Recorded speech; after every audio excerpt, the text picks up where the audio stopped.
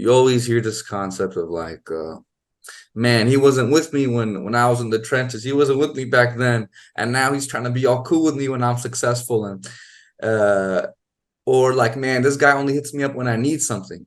They're like these certain bases of friendships and interactions that people set, people our age, people younger, whatever. People set these bases that are rooted in how you've treated me rather than rooting it in the principles of what it means to treat someone well. I like that. And it's such a shaky foundation. It's such a shaky foundation because it's like there are going to be times in your life where you feel like your spouse or your friend or your family member did something wrong to you. And so it's going to be like, well, is your response going to be to just, mirror that energy because they made a mistake? Or maybe it was a deeper kind of flaw, which it was back then.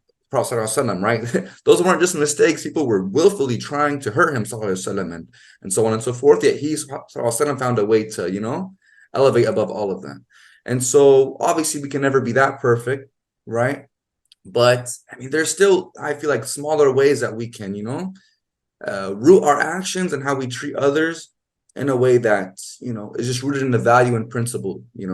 Now we still keep the context in mind, like, we still, someone hasn't paid us back on a loan we gave them multiple times. Okay, we hesitate on giving that loan the next time around. But we don't, treat people in a negative fashion because of, shortcomings they've had, because at the end of the day, all of us have our own shortcomings, and we would want someone else to treat us with that same mercy as well. Yeah. It's a really good point you mentioned, and it's not an easy thing to swallow. And it's very Mm, easy to get caught up in our own reaction to the way someone mistreated us. And it's like that just becomes, as you said, like the basis, the principle of treating them instead of how can I treat this person the best way I can treat mm, them. Yeah. mm. Yeah, it's really easy to get caught up in that. Yeah, no doubt. Yeah, yeah. I know I'm vulnerable to it too, but man, subhanAllah, it's like it takes so much intentionality, like so much like because the natural, like you said, the natural reaction is, oh, this guy just texted me at midnight on a Tuesday. I haven't heard from him in 5 months, and I was asking me for help on XYZ things. So you're like, what the heck? Like, does he even care? But then I'm like, at the end of the day, like, even if he doesn't see you as a real friend, he just wants to reach out for this purpose. For me, it's like there's nothing actually inherently wrong with that. Does that make like there's nothing actually inherently wrong with that action?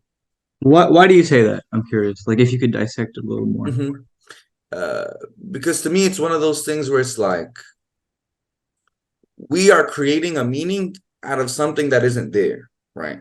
This person is reaching out for XYZ purpose, and we are then giving it context and adding our own things from our own thoughts and feelings, saying, yeah, he's reaching out for me for XYZ thing, but uh man, the last 5, 6 months he never talked to me once, and he didn't shake up with me at the masjid and all this, and now he's trying to act nicer because we're adding all that extra stuff. But if you were to isolate just the action of this person hit me up, let's say it was a random person that hit us up for that same action, we wouldn't feel that way because we'd have no prior relationship with him, right? And so it's like I like to isolate things now and take them away from my own thoughts and feelings and be like, okay, is this thing right here by on its own, uh how can I reframe it and or remove context in a healthy fashion? Of course, certain relationships always be different, but in generally speaking, how can I isolate this? And then at that point, you can, if you really, really push hard, subhanAllah,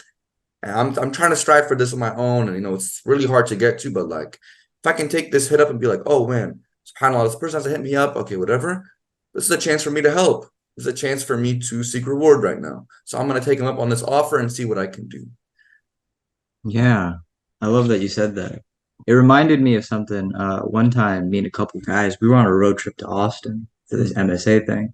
We're driving back in the middle of the night, and our tire pops in the middle of nowhere. mm, Reaching out to all these different people in the middle of the night, and all of a sudden, these like three guys pull up from A&M College Station, like out of nowhere, and it was so cool because like I got to know those guys, personally then and there. Whereas before, I didn't really know them, but the way I was connecting it, what you were just saying was it reminded me of this saying from I think it was a Persian poet, but it might have been, mm, an Arab. I don't remember who it was exactly, but the saying goes something like he lists off things of like what he's grateful to God for, and then in the end, it's like, and I'm grateful to God for sending me someone who needs my help in the middle of the night. And so interesting. It's like that's an isolated incident, you know. Anybody could just be like, yeah, like I don't really want to go out there in the middle of the night. Maybe they could know somebody in our group, be like, yeah, that guy didn't really shake up with me. But it's like, nah, like it was that isolated incident. It's like, yo, we're gonna go out there to help these people, type of a thing. SubhanAllah. That's powerful. That also reminds me of like in general when I'm gonna take this on like a bigger level. I just came to mind when you mentioned like helping people regardless of like your relationship to them. So in general, when people speak about like social movements and when things happen, let's say in Palestine or let's say here in the US, and oppressed people are facing oppression and so on, you'll see this trick that typically right wingers, maybe others fall into it as well, where they'll spin and they'll say, oh, like, why are you helping XYZ people? They've done XYZ thing. So I'll give you an example. Back in the summer of 2020, right? You remember that guy that took the rifle and pulled up to a march? I forgot his name. Something House. It was like someone around our age, 18 or 17 or something. Okay, yeah. And he went to a protest and he shot people there, right? And what you were seeing right-wing sites were doing was they were saying, yeah, but this person who got killed was a sex offender, right? Or this person got shot, sex offender, whatever, right? Which, by the way, ended up being not true when they actually looked into it. It was just a theory thrown out. But hypothetically speaking, let's say that was true or that person was guilty of some, offense, the person that was killed. Does that actually diminish or get in the way of the fact that a big act of oppression was committed, which was a dude pulling up with a rifle and shooting protesters left and right? Does that have anything to do with the fact that one of the people killed who the shooter didn't even know about anyway, but even if he did, regardless, what had XYZ thing on their record? Not at all. There is no correlation with that. Like the relationship of this person to society being oppressed should not diminish the oppression itself, right? Another current example, Mark Lamont Hill recently, he's like a famous thinker, speaker, professor, academic, and so on. He's had a history with the ADL, the Anti-Defamation League. And from some context, the ADL is like an organization that that prides itself as like a Jewish version of the NAACP, but in reality, a lot of their actions have been scrutinized because they've been caught guilty of spying on Palestinian activists, spying on even South African activists against South African apartheid back in the day.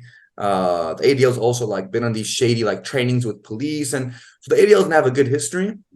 And so a lot of people criticize them. There's even like a whole campaign called I think stopadl.org or something like that, which includes Jewish organizations, Palestinian, like all different orgs with different backgrounds, because they see the ADL, is not really is guilty of a lot of repression themselves as well. So anyway, Mark Lamont Hill he used to work for CNN, or used to be a correspondent on there, and he got fired. And the ADL was part of the campaign to get him fired. And recently, Elon Musk said a bunch of shady anti-Semitic things, including to the ADL.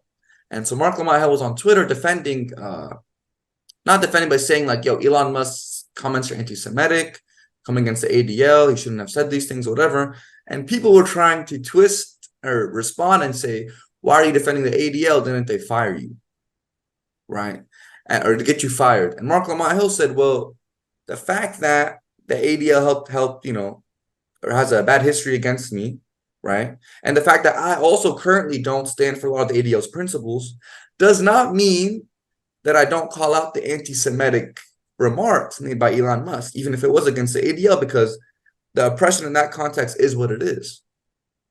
And so it's like this interesting concept where like people try and twist, an objectively bad action that's occurring and then twist it with, oh, but look who it's against, so it should be okay, right? When that's not at all what it means for oppression to occur.